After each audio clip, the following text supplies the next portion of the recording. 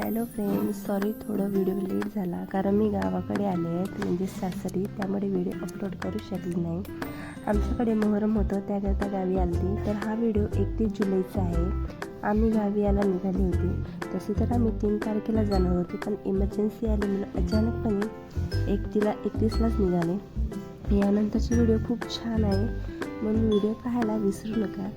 आम्हाला सकाळीच निघायचे होते. अचानकपणे मग मी पटापट बॅगा वगैरे भरले, घर स्वच्छ केले, कारण मी आता 1.5-2 महिन्यानंतरच येणार होते. तुम्हाला मागच्या व्हिडिओतही सांगितले होते की महाबळेश्वरला पावसाळ्याच्या सुट्ट्या असते, त्यामुळे मी गावीच राहणार होते. मिस्टर मोहरम झाले की लगेच येणार होते, त्यामुळे देव वगैरे सोबतच आणले होते. मग पाऊस चालूच होता, तर टॅक्सी बोलवली होती बस स्टँडवर जाण्याकरिता. आम्हाला अगोदर पुण्याला जायचं होतं, मग तिथून स्लीपर कोचने गावाकडे बस लागूनच होती पुण्याची, त्यामुळे आम्ही लवकरच मग बस वगैरेमध्ये बसले. सगळं आमचं सामान होतं, लगेच खूप होतं गावाला जाण्याकरिता, कारण 1.5-2 महिने येणारच नव्हती, तर म्हणून मी कपडे वगैरे सगळंच घेऊन घेतलं होतं. कारण पाऊस सतत चालू राहते इथे, मला काही कपडे वगैरे धुवायला भेटतच नव्हते, म्हणून म्हटलं सगळेच कपडे घेऊन जावं.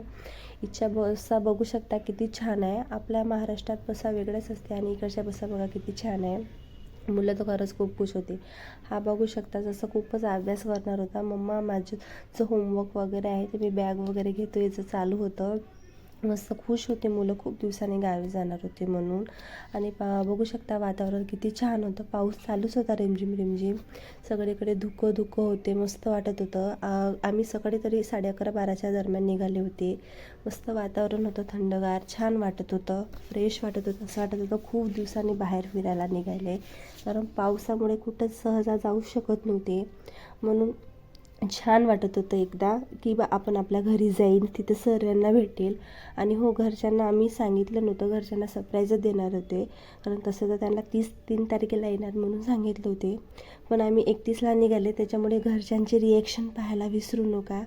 खूप त्यांना तर खरंच आश्चर्यचकितच झाले ते की हे लोक कसे काय आले, आम्हाला सांगितले नाही. तसं मला सासऱ्याने फोन केला होता बसमध्ये होती तेव्हा, तर मी सांगितलं मुलं झोप नाही असं वगैरे. मग आम्ही पुण्याला पोचले शिवाजी चौकात. तिथून आम्हाला संगमवाडीला जायचं होतं. तिथून आमची स्लीपर कोचची बस होती, बघू शकता. यानंतरचा व्हिडिओ तुम्हाला खूप छान आहे, बघायला विसरू नका. थँक्यू.